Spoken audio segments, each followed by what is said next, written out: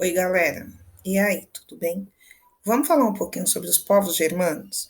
Eu sei que a gente já viu várias vezes isso daqui, mas eu tentei fazer um vídeo para simplificar essa ideia, beleza? Para tentar ajudar um pouco mais a vocês entenderem. O exercício dessa semana é um exercício um pouco mais complexo, digo, nas questões. Então, eu tentei dar uma mastigada aqui no texto para vocês entenderem um pouco, para conseguirem responder as questões. Porém, se vocês mesmo assim tiver dificuldade, no nosso próximo encontro a gente fala sobre, tá bom? Vamos começar a falar quem são os povos germânicos e as suas características. Então, como que é esse povo?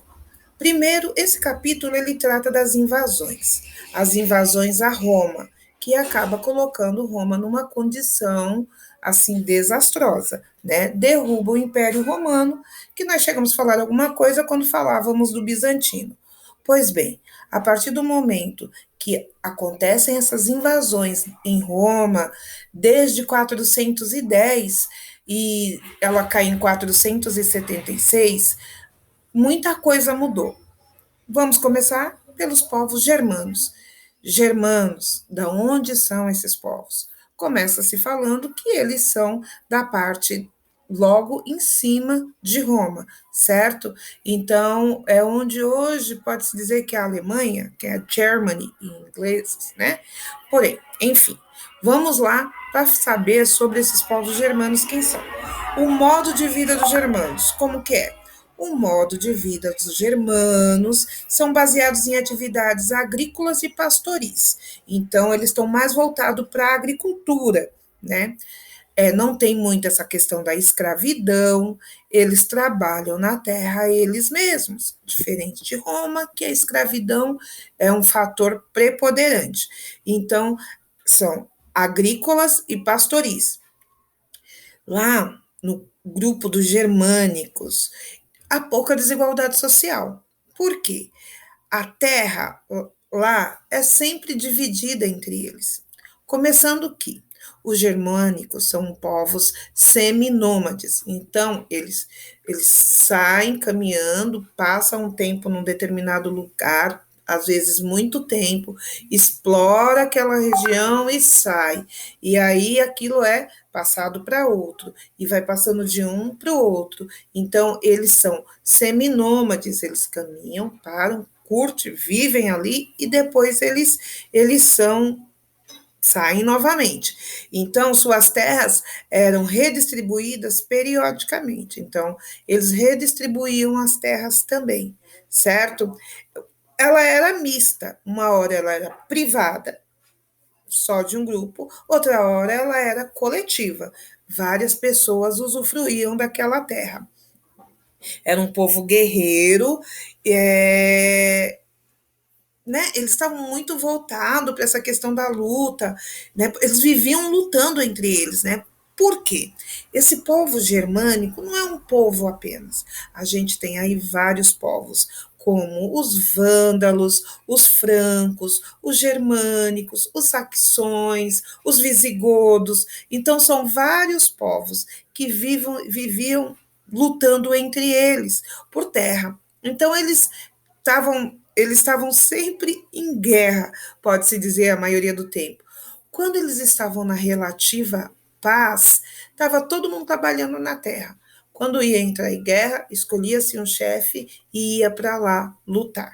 Então, o povo germânico era assim, nessa movimentação sempre o tempo todo, tá? Era uma sociedade também baseada na família. Tinha muita importância isso.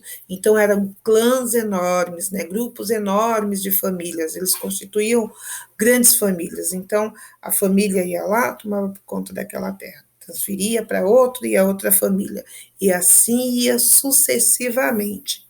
A liderança militar era obtida pela capacidade de cada guerreiro vencer as guerras. Então, vamos supor, você foi escolhido para ser um guerreiro.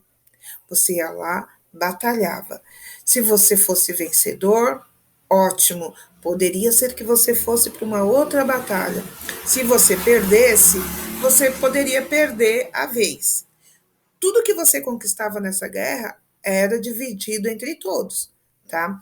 Então, a gente não vê aí no grupos germânicos essa questão muito de diferença social, era muito bem hierarquizada, assim, quase uma sociedade socialista. Todo mundo vivia de igual para igual. Não era permitido ser mais rico ou mais pobre. Eles não nem percebiam isso, né? Era uma outra forma de vida. Então, os germanos era praticamente isso. Viviam da agricultura, do pastorio, eram guerreiros, viviam em guerras, então eles estavam sempre lutando para poder sobreviver, certo? E aí, isso é uma das características do povo germânico, que são formados por vários povos. Não é só, quando fala germânico, são vários povos. Pois bem, por que que esses povos germânicos são considerados povos bárbaros? Ah, professora, porque é bárbaro, ele é lindo. Nossa, isso é bárbaro. Quando a gente fala isso é bárbaro, é o bárbaro do bom, legal, maravilhoso, né? Tem um outro significado. Para os romanos, não. Para os romanos, bárbaros eram povos sem cultura, sem inferiores. Se eram estrangeiros, eles eram considerados inferiores, tá? Não tinham capacidade de se igualar lá com os romanos, que já tinham nessa época conquistado toda aquela vasta região, que já tinha aqueduto, tinha águas termais, tinham banhos termais, que já tinha uma cultura, que a religião cristã era a religião que preponderava, enquanto os germanos eram politeístas. O que é politeísta? Adoravam vários deuses. Então, para os romanos, isso já o diferenciava de tudo, porque para os romanos, só havia um Deus, só aquele que Jesus havia propagado na terra, que Jesus havia semelhado, né, espalhado a notícia. Né? Os germanos já eram politeístas, né? Eles estavam mais lá na religião grega, assim. Então, isso já os tornavam pessoas que não mereciam a atenção dos romanos. Só que há um determinado momento que os romanos se veem na necessidade de abraçar esses germanos. Por quê? Olha só o que estava acontecendo lá. Falamos dos germanos, povos germanos, aquele monte de povos que viviam entre briguinhas, né, intrigas entre eles. Porém, havia um povo muito mais guerreiro, mais carniceiro, vamos dizer assim, né, que estava querendo a todo custo tudo, dominar a região. Esse povo se chama povos hunos, com H, Hunos, os povos hunos. Esses povos hunos queriam invadir a região dos germânicos, queriam tomar aquela parte para eles, queriam de toda forma aquela parte para eles. Porém, nós temos lá Roma, que eles queriam chegar até Roma, mas eles tinham os germanos. O que é que Roma faz?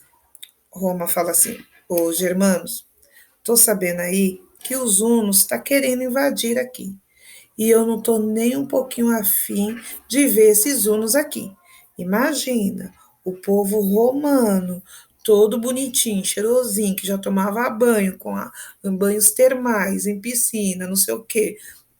Ver aquele povo, desculpa, aquele povo hunos, pior do que os germânicos, que comia a carne em cima da pedra, que rasgava o bicho e comia lá na frente, que não tomava banho. Ele falou: não, peraí, germanos, vamos fazer uma coisa aí. Tô sabendo que os hunos estão querendo invadir lá. Vem para cá, para Roma. Nós estamos aqui na fronteira. Pode atravessar para cá. Fica para cá. Vem vivendo nossa cultura. Eu dou um pedaço de terra para vocês e vocês vivem aqui com a gente. Os germanos pensaram: opa, os hunos estão querendo nos atacar. Hum, Roma está nos dando um pedacinho de terra.